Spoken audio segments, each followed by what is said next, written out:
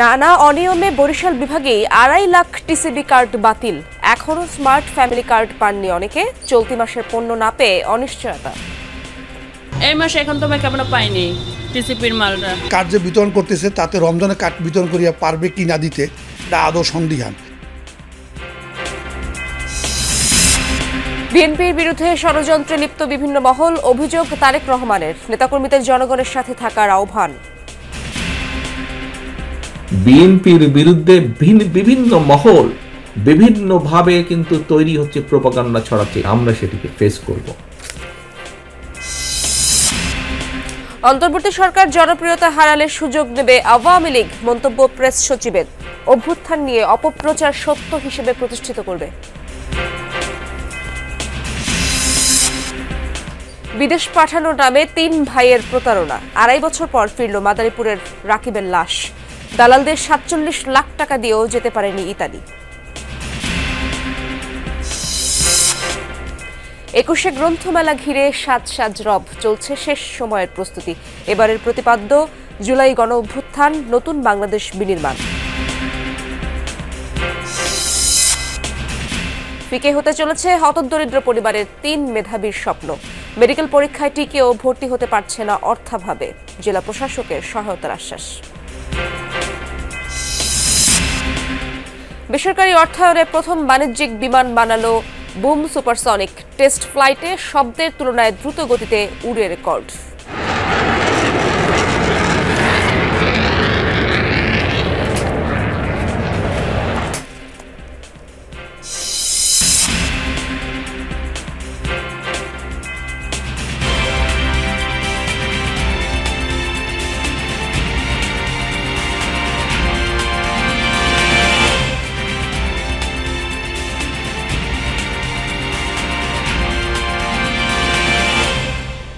আমন্ত্রণ যমুনা নিউজে, আপনাদের সঙ্গে আছি আমি ইশরাত জাহান। এতক্ষণ শিরোনাম দেখছিলেন। বাতিল করা হয়েছে বরিশাল বিভাগের 2.5 লাখ টিসিবি কার্ড। তথ্যে অমিল, এক পরিবারে একাধিক কার্ড সহ নানা অনিয়মের কারণে বিপুল সংখ্যক কার্ড বাতিল করেছে ট্রেডিং কর্পোরেশন অব বাংলাদেশ। অবশিষ্টদের জন্য এরই মধ্যে স্মার্ট ফ্যামিলি কার্ড বরাদ্দ দেওয়া হয়েছে, তবে বিতরণে ধীর গতির কারণে চলতি মাসের পণ্য পায়নি নিম্ন আয়ের মানুষ। শঙ্কা আছে আসন্ন রমজানে পণ্য বিতরণ নিয়ে। যদিও টিসিবি কর্তৃপক্ষ বলছে গুদামে পর্যাপ্ত পণ্য মজুদ রয়েছে। কার্ড বিতরণ শেষ হলেই পণ্য ছাড় করা হবে।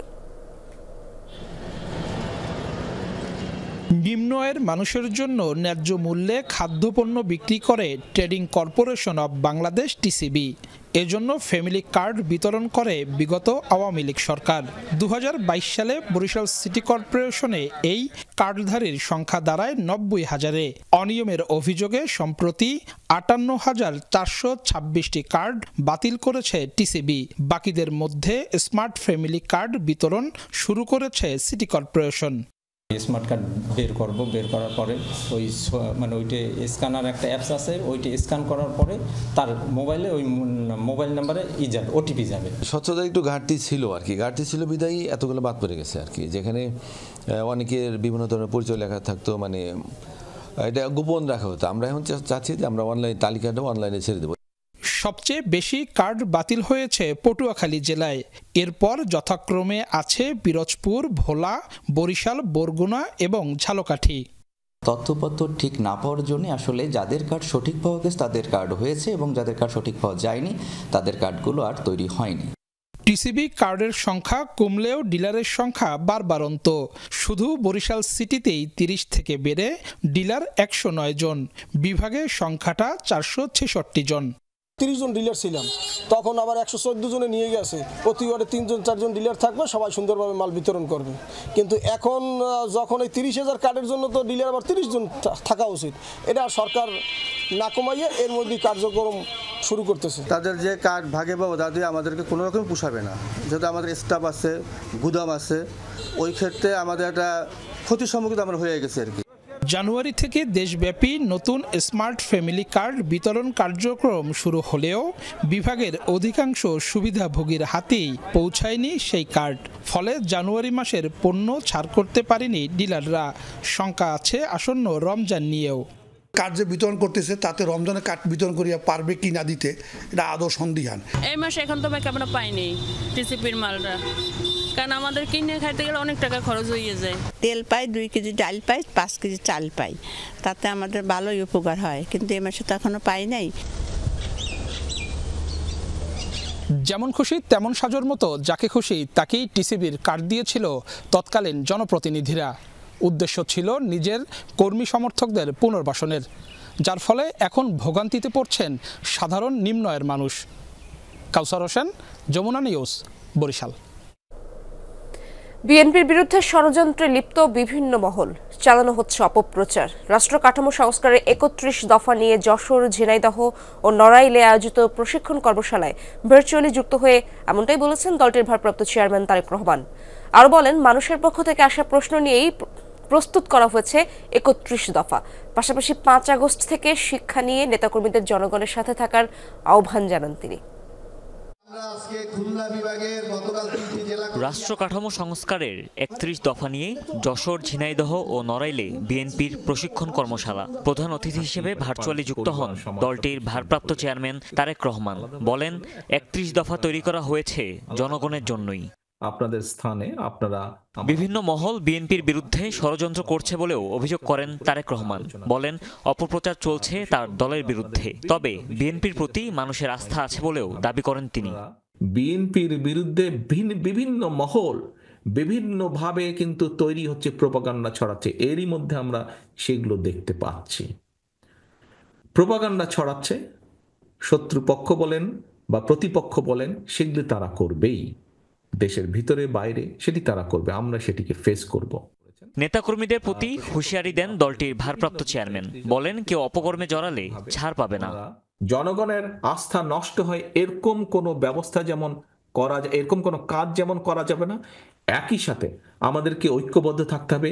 যেদিন আমরা 31 দফার বাস্তবায়ন কার্যক্রম শুরু করব এবং এটি একটি চলমান প্রক্রিয়া থাকবে, আমরা ভালো থেকে ভালো করতে সক্ষম হব, সেদিনই আমরা প্রতিশোধ গ্রহণে সক্ষম হব। এ সময় গণতন্ত্র প্রতিষ্ঠায় সুষ্ঠু নির্বাচনের তাগিদ দেন বিএনপির ভারপ্রাপ্ত চেয়ারম্যান তারেক রহমান। সবচাইতে বেশি সম্ভাবনা দেশ পরিচালনা করার, সবচাইতে বেশি সম্ভাবনা সরকার গঠন করার ভোটের মাধ্যমে জয়ী হয়। হুমায়ুন রশিদ, যমুনা নিউজ। অন্তর্বর্তী সরকার জনপ্রিয়তা হারালে জুলাই অভ্যুত্থান নিয়ে আওয়ামী লীগ তাদের প্রোপাগান্ডাগুলো সত্য বলে প্রতিষ্ঠিত করবে, এমন মন্তব্য করেছেন প্রধান উপদেষ্টার প্রেস সচিব শফিকুল আলম। বুধবার সন্ধ্যায় সুপ্রিম কোর্ট বার অডিটোরিয়ামে সত্য, ন্যায় ও সম্প্রীতির বাংলাদেশ শীর্ষক আলোচনা সভায় তিনি এসব কথা বলেন। শফিকুল আলম আরও বলেন, অন্তর্বর্তী সরকার সত্য উদ্ঘাটনে বিভিন্ন কমিশন করে যাচ্ছে। অন্য বক্তারা বলেন, আওয়ামী লীগ বিচারহীনতার যে সংস্কৃতি তৈরি করেছিল সেখানেও সংস্কার দরকার। তবে ঢালাও মামলার কারণে অপরাধ না করেও অনেকেই হয়রানির শিকার হচ্ছেন। এতে ন্যায় বিচার প্রতিষ্ঠিত হবে না। আর জুলাই অভ্যুত্থানকে কেন্দ্র করে জাতিসংঘের তদন্ত রিপোর্ট একটি মাইলফলক তৈরি করবে, এমন অভিমত বক্তাদের। বাংলাদেশের সোসাইটি, আমি বলবো যে ওভার দ্য ইয়ার্স ইদানিং খুবই একটা আমি বলবো যে ম্যাচুরিটির জায়গায় এসছে। আমাদের অনেক কিছু করার এখন জায়গায় এসছে এবং এই গভর্নমেন্ট, আমি বলবো আপনারা অনেকে ক্রেডিট কোড দিতে চান না, but they are doing right work. তারা যেটা প্যানেল করেছেন ইনকোয়ারি, এই এনফোর্স ডিসঅ্যাপিয়ারেন্সের, এটা আপনারা ভাবছেন যে 2 দিনে হবে, 2 দিনে হবে না, এটা অনেক দিন লাগবে। ভুয়া ভিসা আর টিকিট বানিয়ে বিভিন্ন দেশে পাঠানোর কথা বলে টাকা হাতিয়ে নেয় একটি চক্র। বিমানবন্দরে ধরা পড়ে ফিরে এসেছেন ভুক্তভোগী অনেকেই। সারা দেশে এই চক্রের বিস্তার, যার মূলে 3 ভাই। এমনই একটি প্রতারক চক্রকে খুঁজে পেয়েছে যমুনা নিউজ, জানাচ্ছেন শামীম রেজা। তুর্কমেনিস্তান গিয়ে অর্থ উপার্জন করে অসুস্থ মায়ের চিকিৎসা করাতে চেয়েছিলেন সঞ্জয় কান্ত শীল, কিন্তু প্রতারক চক্রের কবলে পড়ে বিদেশে যাওয়া তো হয়নি, বরং খুইয়েছেন 4 লাখ টাকা। শোকের সাগরে ভাসিয়ে অসুস্থ মাও পরপারে পাড়ি জমিয়েছেন কয়েকদিন আগে। আজকে যদি চলে যেতে পারতাম তাহলে হয়তো বাড়িতে ঋণ পরিশোধ করতে পারতাম, মায়ের চিকিৎসাও করতে পারতাম, পারি নাই কোনোটাই। শুধু সঞ্জয়ই নয়, ওই চক্রের কবলে পড়ে বেলারুশ যেতে টাকা দেন মামুন, ভিসাও দেয়া হয়, তবে সেটি ছিল নকল। গচ্চা গেছে 3.5 লাখ টাকা। যে স্ট্যাম্পিংটা করছে আমার পাসপোর্ট বইতে পৃষ্ঠার মধ্যে, সেখানে দেখে যে আমার নাম ঠিক আছে, কিন্তু পাসপোর্ট যে নাম্বারটা আছে সেখানে সংখ্যার ডিজিটটা এলোমেলো। তো চেক করার পর দেখি যে না, ওইটা অরিজিনালি পাসপোর্ট নাম্বার ইস্যু করা, কিন্তু আমার পাসপোর্ট নাম্বারের সাথে সে মিলতেছে না, এবং আরেকটা জায়গায় একটু ওভার রেটিং দেখা যাচ্ছে। তো এতে আমার সন্দেহ হয়। আমি লজ্জায় আর কিছু বলতে পারি না। সঞ্জয় আর মামুন সহ মোট 10 জন টাকা দিয়েছিলেন বন্ধু তানভীর আহমেদের মাধ্যমে। প্রতারক প্রতিষ্ঠানে পার্ট টাইম কনসালটেন্সি করতেন তানভীর। জানালেন তিনি নিজেও ভিকটিম। ফার্স্ট লটটা অরিজিনাল বারকোড আসবে এবং অরিজিনাল ইমিগ্রেশন থেকে আসবে, কিন্তু এরপরে ভলিউমটা পুরোটাই ডুপ্লিকেট বারকোড আসবে, যেটা আপনি ধরতেও পারবেন না, কারণ ওই বারকোডটা হলো অনলাইন থেকে নেওয়া ফ্রি অফ কস্ট বারকোড। কিভাবে করা হলো এমন ভুয়া ভিসা আর টিকিট? তানভীরকে সাথে নিয়ে প্রতিষ্ঠানের ঠিকানায় যাই আমরা। অফিস এখন বন্ধ। ভবন মালিকরাও খুঁজছেন আস্থা ট্রাভেলস ও লাইফ টাইম ট্যুরস অ্যান্ড ট্রাভেলসের মালিককে। রাকিব সাহেব নামে এক ভদ্রলোক ভাড়া নিয়েছে আস্থা ট্রাভেলস নামে, তো দীর্ঘদিন ধরে বন্ধ আছে। উনি আসে না বা উনার কোনো খোঁজ নাই। যারা বাইরে যাবে এরা তো আর ফর্মালিটি এত বুঝে না, ওদেরকে একটা ফেক ধরায় দেয়, এরপরে এয়ারপোর্টে গেলে তো এসব জিনিস ধরা পড়ে, তখন ওখান থেকে এয়ারপোর্টে ব্যাক করে দেয়। ব্যাক করে এখানে আসলে ওরা বলে যে টিকিটের হয়েছে, এই সমস্যা, আরও 2 দিন লাগবে, 3 দিন লাগবে, এরকম করে ঘুরে। জানা গেল এ দুই প্রতিষ্ঠানের মালিক একজনই, নাম রাকিব আহমেদ। শুরুতে টাকা ছাড়াই 2-1 জনকে সত্যি সত্যি বিদেশ পাঠিয়ে আস্থা অর্জন করে। পরে তাদের বৈধ কাগজপত্রে বাকিদের ছবি পরিচয় বসিয়ে তৈরি করে ভুয়া কাগজ, হাতিয়ে নেয় টাকা। কাগজ নকলের কাজ করে দিত রাশিয়ায় থাকা তারই ভাই তানজিল। দেশে তা সম্পূর্ণ করত আরেক ভাই তানভীর। প্রতারক রাকিবের একটি নাম্বার পাই আমরা। অবশেষে পাওয়া যায় ওই নম্বরে। এখন বন্ধ, এখন বলে ভাই আসেন, আমরাই আপনাকে দেখবো, আমরাই আপনাকে কি করবো, এগুলো এখন বলে। জিদ্দে বন্ধ করছি, এমনি বন্ধ করি নাই ভাই। না, তারপরে আবার আপনি যাদেরকে ওই যে ভিসা দিয়েছেন, বিমানের টিকিট দিয়েছেন, এয়ারপোর্ট থেকে ফিরে এসেছে, এমনও তো লোকজন আছে। তবে ভুয়া ভিসা আর টিকিটের কথা বলার আগেই ফোন কেটে দেন, এরপর আর পাওয়া যায়নি। The number you are calling is unreachable at this moment.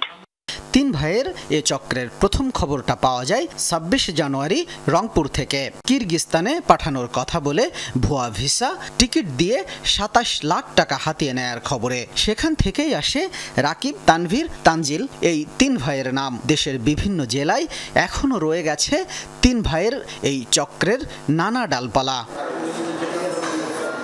বিশ্বাস করে যারা এসব ফাঁদে পড়ছেন তারা ভিসা আর টিকিট দেখেই আত্মহারা হয়ে পড়েন।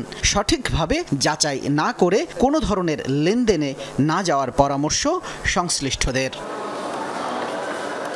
শামীম রেজা, যমুনা নিউজ, ঢাকা।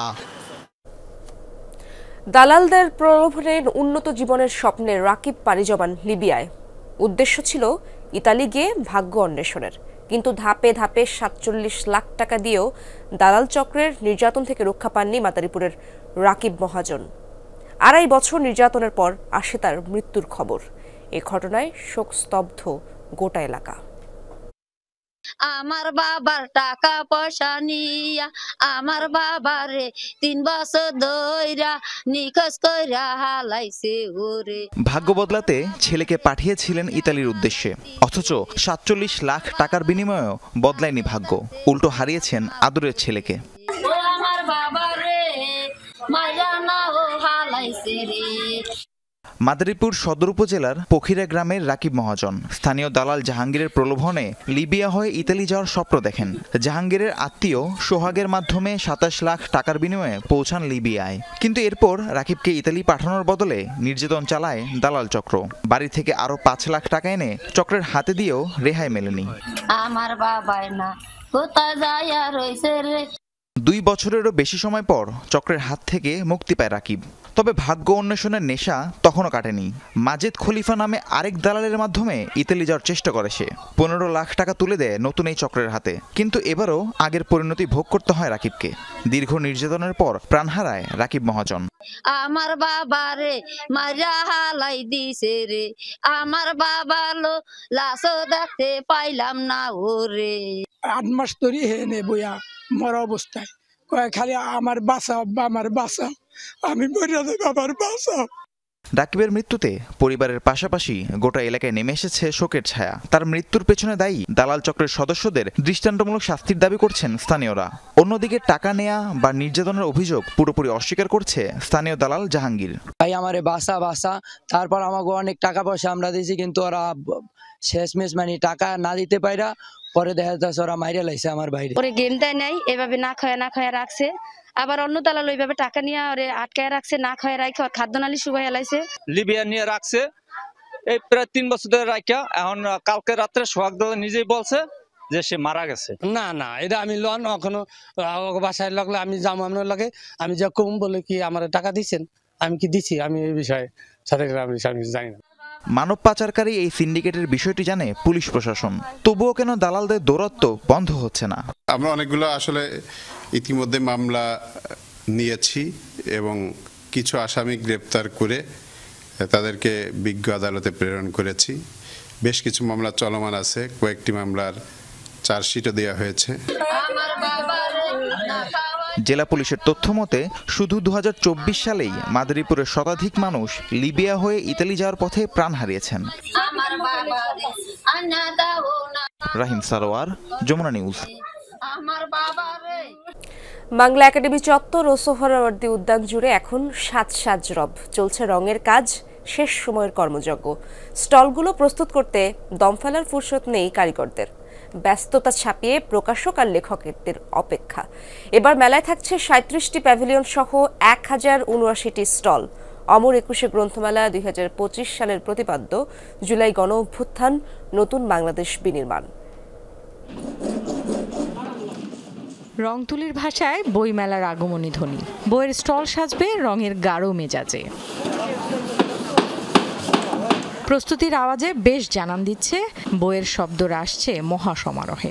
এখন বাকি আছে রঙের কাজ, তারপর ডেকোরেশনেরও কিছু বাকি আছে। যখন কাজ শেষ হবে আদৌ মনে হবে যে আমরা একটা বইয়ের ভিতরেই আছি। জুলাই অভ্যুত্থানকে মাথায় রেখে সাজানো হচ্ছে অমর 21 গ্রন্থমেলা। কর্তৃপক্ষের আশা সব শঙ্কা কাটিয়ে বইমেলা হবে প্রাণবন্ত ও অংশগ্রহণমূলক। সমস্যা আছে, সংকট আছে, চ্যালেঞ্জ আছে, এগুলো নিয়েই তো আমাদের জীবন। এবং একজন লেখক কিন্তু এর মধ্য দিয়ে স্বপ্ন দেখায়, পাঠক এর মধ্যে জড়িত হন। আমার ধারণা যারা গণ অভ্যুত্থান করেছেন দলে দলে তারা বইমেলায় চলে আসবে। আমার ধারণা আমরা নির্দিষ্ট সময়ের মধ্যে প্রস্তুতি পর্ব শেষ করতে পারব। আমাদের প্রায় 100 নতুন প্রতিষ্ঠান যুক্ত হচ্ছেন এবার। পরিসর বাড়ানো এই বইমেলার আয়োজন হবে বইমুখর, বরাবরের মতো 21-এর চেতনায়। আশা প্রকাশকদের। প্রকাশকরাও চাচ্ছি যে বইয়ের মাধ্যমে এবং বিভিন্ন প্রকাশনার মাধ্যমে যাতে 24-এর গণ আন্দোলনটা ওয়েল ডকুমেন্টেড হয়। এখানে ভালো বই আসবে, ভালো পাঠক আসবেন, ভালো লেখক আসবেন, তারাই তো বইমেলাকে উজ্জীবিত করবেন। আমরা প্রকাশক, আমরা তো বই প্রকাশ করি, ভালো বই প্রকাশ করি, কোনো দলীয় এজেন্ডা প্রকাশ করি না।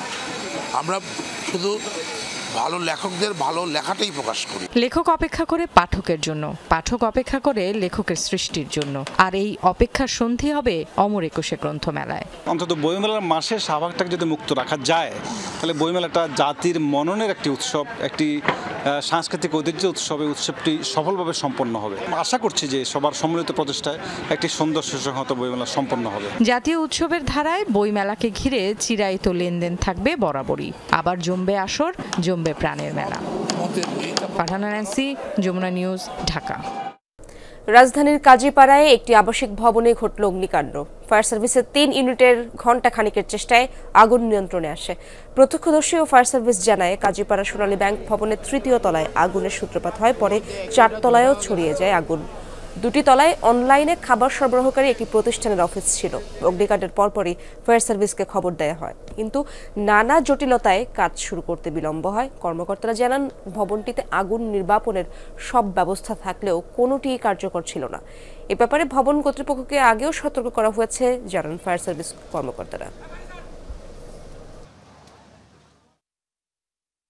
3তলা 4তলা হলো ফুড প্যান্ডার অফিস ছিল এখানে অলরেডি অনেকগুলো ইয়ে আছে ওরা এগুলো সরাইছে কিনা বলতে পারে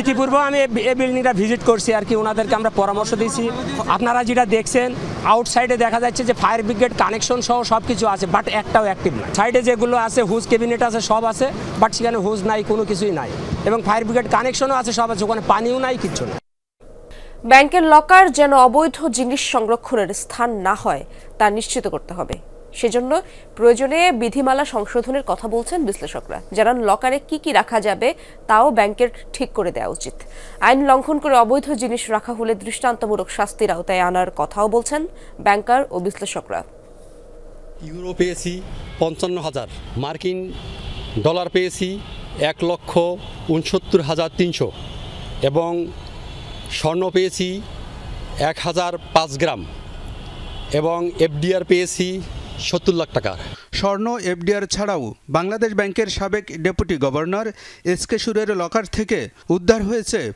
3 কোটি টাকার বৈদেশিক মুদ্রা এতে বিস্ময় প্রকাশ করেছেন ব্যাংকার ও বিশ্লেষকরা একজন ব্যক্তি বৈধভাবে সর্বোচ্চ $10,000 সংরক্ষণ করতে পারেন এর বেশি বৈদেশিক মুদ্রা কাছে রাখা দণ্ডনীয় অপরাধ এটি জানার পরও কেন্দ্রীয় ব্যাংকের সর্বোচ্চ কর্মকর্তা হয়ে কিভাবে এত বৈদেশিক মুদ্রার মজুত করলেন সেটাই এখন সবার প্রশ্ন এ ঘটনায় দৃষ্টান্তমূলক শাস্তি হওয়া দরকার বলেও মনে করেন তারা শুনেছি যে $1,69,000 পাওয়া গেছে জনাব এসকে সুরের ভল্টে এইটা তো definitely is not absolutely not right আমাদের দেশে দেখা যায় যে কি ওই রক্ষকরা ভক্ষক হয়ে যায় আইন আমি করছি আমি কিন্তু আইনের আবার যে ব্রিজটা কিন্তু আমি করছি এটা আনফর্চুনেট পার্ট পুরো প্রফেশনাল লাইফে আমি কখনো শুনি নাই যে বাংলাদেশ ব্যাংকের এরকম সিনিয়র পর্যায়ের লোকেরা দুর্নীতিতে ইনভলভ হয় নিজে ফরেন এক্সচেঞ্জ ডিপার্টমেন্টের জিএম ছিলেন ইডি ছিলেন ডেপুটি গভর্নর ছিলেন যে উনি কীভাবে এত ফরেন কারেন্সি নিজের কাছে রাখেন definitely these are all ill gotten fund এগুলো যদি খুব ভালো মতো হ্যান্ডেল না করতে পারে গভর্নমেন্ট বা যদি হ্যান্ডেল না হয় তাহলে কিন্তু এই সমস্ত কাজকর্মগুলো কিন্তু আবার উৎসাহিত হবে তো সুতরাং এগুলোকে শক্ত হাতে হ্যান্ডেল করতে হবে জমির দলিল স্বর্ণসহ মূল্যবান জিনিসপত্র সংরক্ষণে ব্যাংকের লকার ভাড়া নিয়ে থাকেন গ্রাহকরা তবে এর আড়ালে লকারে অবৈধ জিনিস রাখার অভিযোগ রয়েছে তাই লকারের নীতিমালায় পরিবর্তন আনার কথা বলছেন কেউ কেউ লকারে কি কি রাখা যাবে ব্যাংকের পক্ষ থেকে তা নির্ধারণ করে দেওয়া উচিত বলেও মনে করেন বিশ্লেষকরা যদিও এর যৌক্তিকতা নিয়ে প্রশ্ন আছে অনেকের লকার নীতিমালা চেঞ্জ হওয়া উচিত আপনি একটা ওপেন নীতিমালা থাকতে পারে যে এটার ভিতরে এই জিনিস রাখা যাবে এর বাইরে যদি অন্য কিছু পাওয়া যায় আইন প্রয়োগকারী সংস্থা যদি এর অন্য কোনো কিছু সন্ধান পায় তাহলে কিন্তু অ্যাকশন সিভিয়ার অ্যাকশন নেওয়া হবে লকারের মধ্যে তো এখন আপনার কি আছে না আছে আমার তো এখানে কোনো অ্যাক্সেস নাই এবং থাকা উচিত না আপনি শুধু বাংলাদেশে না আপনি বাইরেও যাবেন লকারে কিন্তু আসলে কোনো রকম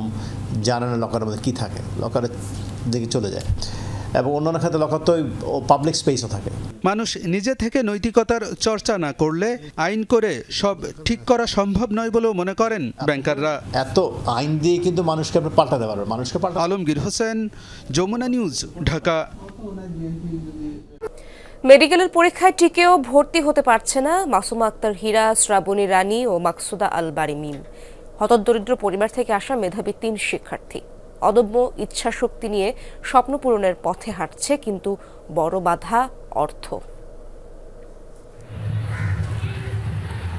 ভাঙা ঘর প্রতিদিনের দারিদ্রতা বাবাহারা পরিবারের হাল মায়ের হাতে টিউশনি করে কোনো রকমে চলে সংসার এই পরিবারেরই তৃতীয় সন্তান মাসুমা আক্তার হীরা দুঃখ কষ্টের মাঝেও হাসি ফুটিয়েছে মেয়েটি যেন ঠাকুরগাঁও সদরের বরুণগাঁও গ্রামের মধ্যমণি সে মেডিকেলে ভর্তি পরীক্ষায় উত্তীর্ণ হলেও শুধুমাত্র সামান্য কিছু টাকার অভাবে আটকে আছে তার ভর্তি প্রক্রিয়া 5ম শ্রেণীতে এবং 8ম শ্রেণীতে আমি ট্যালেন্ট পুল স্কলারশিপ পাই এবং এইভাবে আমি অনেক কষ্ট করে পড়ালেখা করছি ছোট থেকে আর আমার স্বপ্ন ছিল মেডিকেলে পড়বো সেজন্য অনেক অনেক ভালো করে পড়তাম অনেক চেষ্টা করতাম আর আমার আম্মু আমার জন্য অনেক কষ্ট করছে এসএসসি এইচএসসিতে জিপিএ 5 ময়মনসিংহ মেডিকেলে চান্স পেয়েও কোনো উচ্ছ্বাস নেই হীরার পরিবার আর স্বজনদের মাঝে যখন 4-5 বছর বয়স হয় তখন ওর বাবা মারা যায় আমার সংসার চালাইতে খুব কষ্ট ওই জন্য আমার আব্বা তখন ওকে তখনই নিয়ে যায় ওই যে বৃত্তি পাইছে বৃত্তি টাকা দিয়ে ওর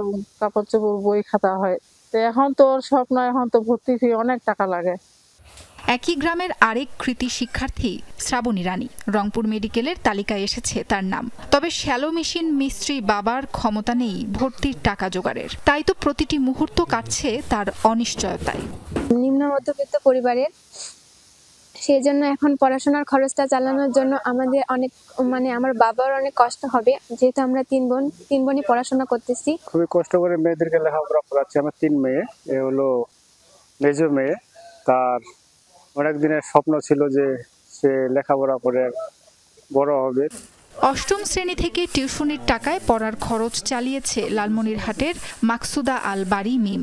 কেননা মেয়ে স্ত্রীকে নিয়ে টানাটানির সংসার রাজমিস্ত্রি মিজানুরের। অষ্টম শ্রেণীতে বৃত্তি আর এসএসসি এইচএসসিতে জিপিএ 5 পেয়ে চান্স পেয়েছে দিনাজপুর মেডিকেলে। তবে পিছুটান সেই অর্থ। ছোটবেলা থেকে কষ্ট করে পড়াশোনা করছি, এখন মেডিকেল দেখার পর আমার জন্য আরো দুশ্চিন্তার কারণ হয়েছে যে এখন এই খরচটা বহন করা আমার বাবার পক্ষে সম্ভব না। আমার মেয়ে নিজে কষ্ট করে লেখাপড়া করছে, ছোট থেকে ছোট ছোট বাচ্চাদেরকে লেখাপড়া করিয়ে নিজের খরচ চালাইছে। ওর বাবা পারে না, ওর বাবা অল্প কোনো আয় নাই, জমা জমিন নাই, শুধু হাতে একটু কাজ করে, তাই দিয়ে হয় না। আমার মেয়ে খুব কষ্ট করে লেখাপড়া করছে, যাতায়াত ভাড়াও আমি স্কুলে দিতে পারিনি। তারা প্রাইভেট পড়াইতো, রাতে নীরবে পড়তো, খুব কষ্ট করছে তারা। তাদের পোশাক আদিও আমি দিতে পারিনি ঠিক মতো। হতদরিদ্র পরিবারগুলো থেকে উঠে আসা মেধাবীদের সহায়তার আশ্বাস মিলেছে জেলা প্রশাসনের পক্ষ থেকে।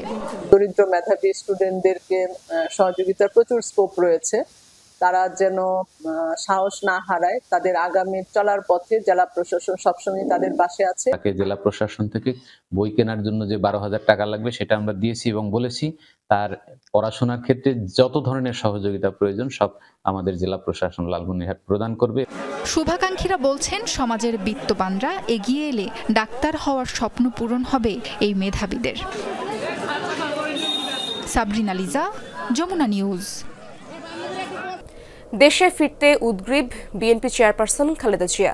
যুক্তরাজ্য যুবদলের উদ্যোগে আরাফাত রহমান কোকোর মৃত্যুবার্ষিকীতে আয়োজিত দোয়া মাহফিলে একথা জানিয়েছেন তার ব্যক্তিগত চিকিৎসক ও বিএনপির স্থায়ী কমিটির সদস্য ডক্টর এজেডএম জাহিদ হোসেন। পূর্ব লন্ডনের ব্রিকলেন মসজিদে অনুষ্ঠিত হয় দোয়া মাহফিল। এ সময় ডক্টর জাহিদ হোসেন বলেন, খালেদা জিয়ার শারীরিক অবস্থা স্থিতিশীল, তিনি দ্রুতই দেশে ফিরে যেতে চান।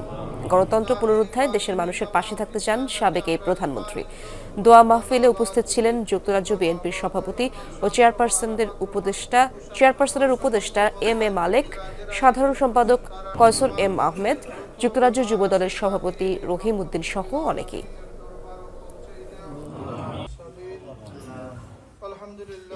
যে ওনার বেশ কিছু পরীক্ষা আমরা করিয়েছি যেগুলো এখানেও সম্ভব হয় নাই, সেগুলো ওনারা করিয়েছেন। সেগুলোর রিপোর্ট কিন্তু কয়েকটা আমরা এখনো আজকেও পাইনি।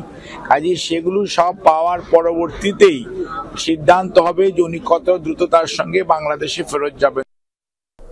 গ্যাসের সংকটকালে জামালপুরের মাদারগঞ্জে গ্যাসের সন্ধানে কূপ খনন শুরু করেছে সরকার। 3 ধাপে সাইসমিক সার্ভারের পর পেট্রোবাংলার একটি খনন প্রতিষ্ঠান বাপেক্সের মাধ্যমে এই উদ্যোগ হাতে নেওয়া হয়েছে। নতুন সম্ভাবনায় খুশি এলাকাবাসী। সন্ধান পেলে প্রতিদিন এখান থেকে 10 মিলিয়ন ঘনফুট গ্যাস জাতীয় গ্রিডে যুক্ত করা যাবে জানিয়েছেন জ্বালানি ও খনিজ সম্পদ বিভাগ।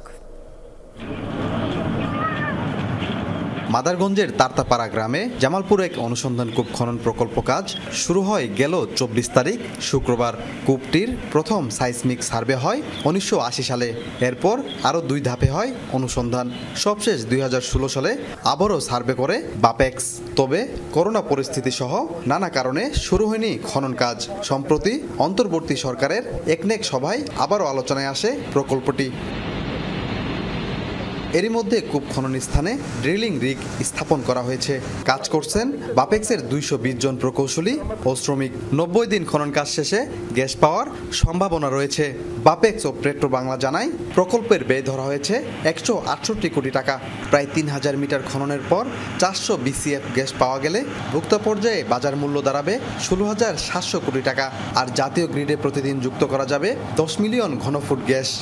2800+ আমরা এটা ড্রিলিং করব। প্রাথমিক অবস্থায় জামালপুরের এই ড্রিলিংটা যদি শেষ হয় তারপরে আমরা শেরপুর এবং ঘাটাইল এবং শেরপুরে আরও কয়েকটা ওয়েল করার আমাদের পরিকল্পনা আছে। এই পাশটাতে যদি আমরা গ্যাস পেয়ে যাই, ওই পাশেও আমরা গ্যাস পাবো, এই আশাটা আমাদের তখন আরও প্রকট হবে।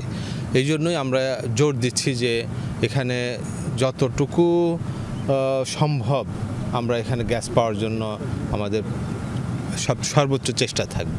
প্রকল্প এলাকার উন্নয়ন সহ স্থানীয়দের কর্মসংস্থানের ব্যবস্থা করা হচ্ছে বলে জানিয়েছেন প্রকল্প পরিচালক। সম্ভাবনাময় এই উদ্যোগে খুশি স্থানীয়রাও।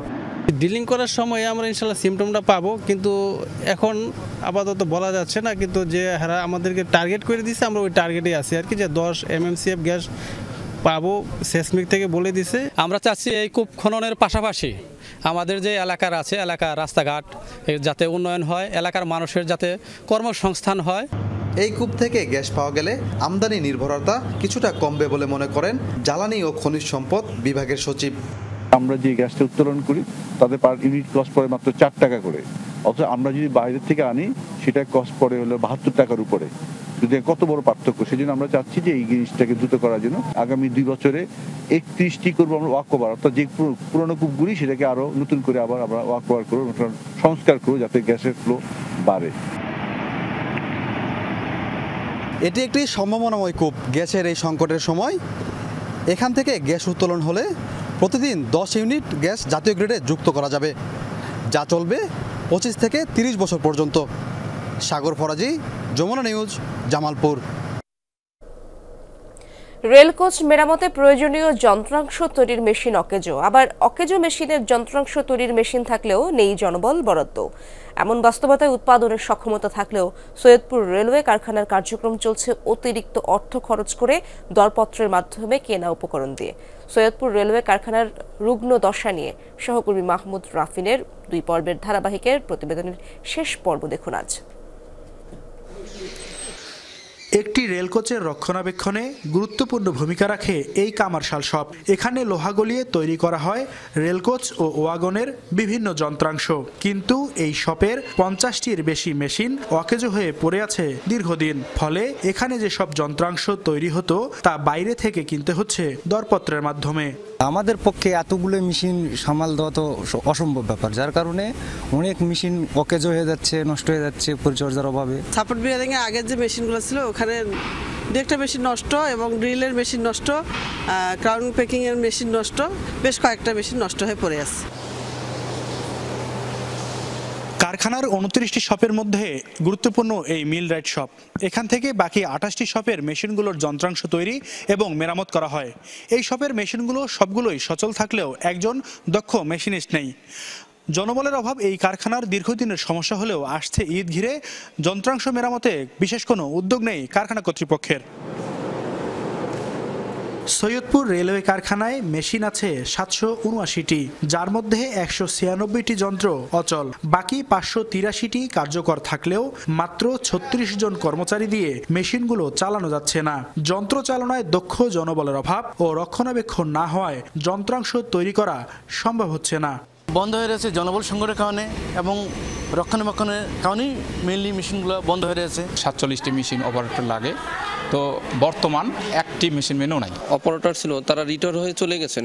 এখন নতুন লোকবল নিয়োগ দিলেও সে এসে এই যে আমাদের যে মেশিন অ্যান্ড প্ল্যানগুলো রয়েছে সেগুলো তো সঠিকভাবে উনি পরিচালনা করতে পারবে না। বিভাগীয় তত্ত্বাবধায়কের দাবি, সম্প্রতি তিনি যোগদানের পর বন্ধ থাকা কিছু যন্ত্রাংশ উৎপাদনের কাজ চালু করেছেন। আমাদের লোকের অভাবে মেশিন চালাতে পারতেছি না। এক একজন মেশিনিস্টের আওতায় দেখা গেল 5টা-6টা করে মেশিন, উনি এটা ছেড়ে দিয়ে ওটা চালায়, ওটা ছেড়ে দিয়ে ওটা চালায়। দেশে আধুনিক রেলকোচ ও ওয়াগন আসলেও 150 বছর আগে প্রতিষ্ঠিত এই কারখানায় আধুনিক মানের যন্ত্রাংশ তৈরির প্রযুক্তি নেই। মাহমুদ রাফিন, যমুনা নিউজ, নীলফামারী। ভারতের উত্তরপ্রদেশে মহাকুম্ভ মেলায় পদদলিত হয়ে প্রাণহানির সংখ্যা বেড়ে দাঁড়িয়েছে 30 জনে। দুর্ঘটনার কারণ অনুসন্ধানে বিচার বিভাগীয় তদন্তের ঘোষণা দিয়েছেন মুখ্যমন্ত্রী যোগী আদিত্যনাথ। গঠন করা হয়েছে 3 সদস্য বিশিষ্ট কমিশন। প্রয়াগরাজে সনাতন ধর্মানুসারীদের সবচেয়ে বড় সমাগমে অংশ নিতে একসাথে জড়ো হয়েছে কয়েক কোটি মানুষ।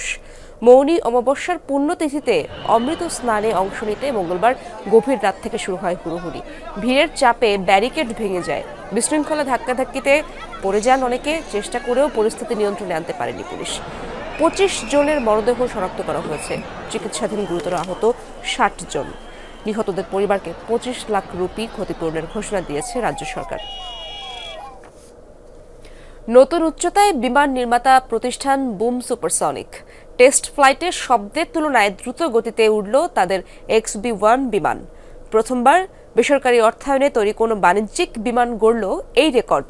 12 বারের চেষ্টায় শব্দকে পেছনে ফেলে XB-1 সুপারসনিক প্যাসেঞ্জার জেট তৈরিতে চূড়ান্ত সফলতা পেল। বাজারে আসবে বুমের ওভারচার জেট বিমান, যা ছুটবে বোয়িং ও এয়ারবাসের সাধারণ বিমানের তুলনায় দ্বিগুণ গতিতে। লক্ষ্য অর্জনের পথে আরও এক ধাপ এগিয়ে গেল বিমান নির্মাতা প্রতিষ্ঠান বুম সুপারসনিক। লস অ্যাঞ্জেলেসের উত্তর পশ্চিমে অবস্থিত মোহাবে মরুভূমির ওপর বেসরকারি অর্থায়নে তৈরি প্রথম বিমান হিসেবে শব্দের চেয়ে দ্রুত গতিতে উড়েছে তাদের XB-1, যা পরিচিত বেবি বুম নামেও। ভূপৃষ্ঠ থেকে 35,000 ফুট উপরে ওঠার পরই শব্দের গতিকে পেছনে ফেলেছে বিমানটি। এই রেকর্ড গড়ার আগেও 11 বার পরীক্ষা চালানো হয় XB-1-এর। এসব পরীক্ষায় শব্দের গতির কাছাকাছি পৌঁছালেও 12তম বারেই প্রথম এটি ছোঁয় ঘন্টায় 1360 কিলোমিটার গতি। 2003 সালে অধিক খরচ আর উচ্চ শব্দের কারণে বন্ধ করে দেয়া হয় কনকর্ডের সুপারসনিক বিমানের ফ্লাইট। এরপর এবারই প্রথম এত গতিতে উড়ল কোনো বাণিজ্যিক বিমান। যুক্তরাষ্ট্রে তৈরি কোনো বেসামরিক বিমানের এটি সর্বোচ্চ গতি। আজকের দিনটি আমাদের জন্য স্মরণীয়। গেল 22 বছরের মধ্যে এটি প্রথম বেসামরিক সুপারসনিক ফ্লাইট। প্রথমবার যুক্তরাষ্ট্রে তৈরি কোনো বেসামরিক বিমান শব্দের চেয়ে বেশি গতিতে উড়েছে। বুমের দাবি, তাদের এই সুপারসনিক প্রকল্প চূড়ান্ত সফলতা পেলে এভিয়েশন খাতে আসবে ব্যাপক পরিবর্তন। অবশ্য XB-1-এর পরীক্ষা চালানো হলেও প্রথম বাজারে আনা হবে ওভারচার জেট, যা বহন করতে পারবে 64 থেকে 80 যাত্রী, অর্থাৎ ধারণ ক্ষমতা সাধারণ বাণিজ্যিক ফ্লাইটের চেয়ে কম। তবে গতি হবে শব্দের 1.7 গুণ, যা বোয়িং ও এয়ারবাসের তৈরি বিমানের গতির দ্বিগুণ। এরই মধ্যে ইউনাইটেড এয়ারলাইন্স, আমেরিকান এয়ারলাইন্স ও জাপান এয়ারলাইন্সের কাছ থেকে 130টি বিমানের প্রি অর্ডার নিয়েছে বুম। ওভারচারের বাণিজ্যিক চলাচল শুরু হলে লন্ডন থেকে মায়ামি যেতে লাগবে মাত্র 5 ঘন্টা, আর লস অ্যাঞ্জেলেস থেকে হনুলুলু পৌঁছানো যাবে মাত্র 3 ঘন্টায়। মোস্তফা মাহমুদ, যমুনা নিউজ।